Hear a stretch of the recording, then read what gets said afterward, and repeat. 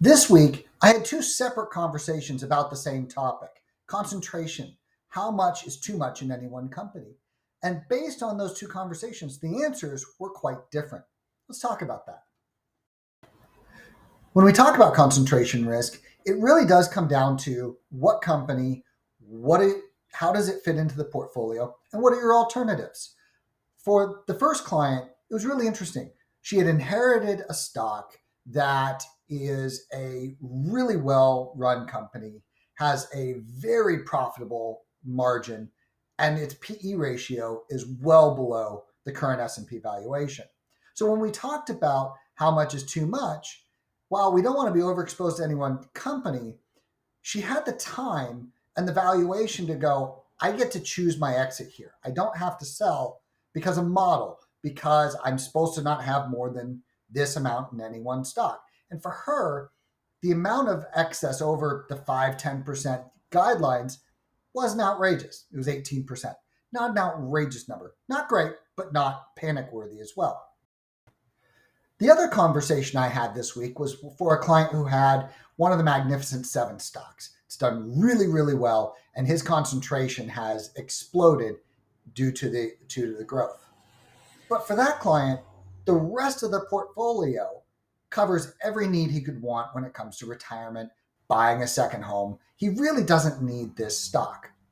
So one of the questions we had was, well, yes, it's too much, but for now, are we okay with too much?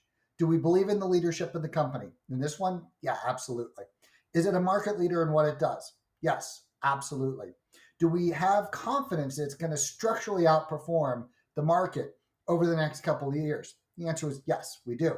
So for us, why would we sell something that we have all of these core convictions with to fit a model of, oh, well, I'm overexposed? He doesn't need the money anytime in the next 10, 20 years. If the stock falls by 50%, he flat out told me, I'll just hold on and wait for it to come back. Perfect. But for him, let's figure out a plan and let's figure out an exit on this stock when it's time. You don't need the money. We don't need to get as defensive as a model. While I agree that most clients should not have too much money in any one stock, there are exceptions. And what drives me nuts, especially when I worked for some of the big firms, was we had to recommend that a client reduce their exposure, even if they didn't really need to, but it didn't fit the model, or we were taking too much risk by allowing this client to have too much exposure to one company. Having a dedicated strategy, having an intent behind what you own and why you own it, allows sometimes for an over concentration in any one stock. And that's okay, as long as you have that conviction. Once that conviction wanes, it's time to go. And there's no problem with that. We certainly don't want to let the tax tail wag the dog.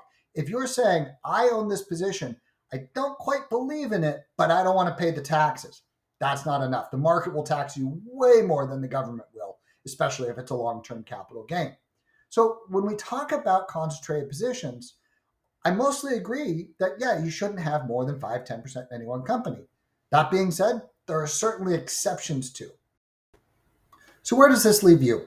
I firmly believe that every rule has its exceptions. A mild overweight in concentration in any one company that you have conviction behind, that you're intentional with, is absolutely an acceptable component of your portfolio.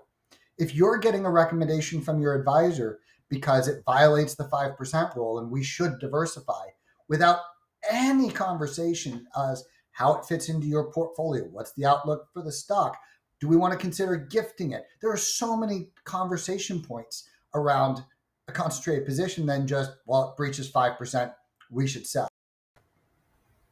Here at CV Wealth, we are wealth consultants, not managers. We support local clients to help them manage their own wealth.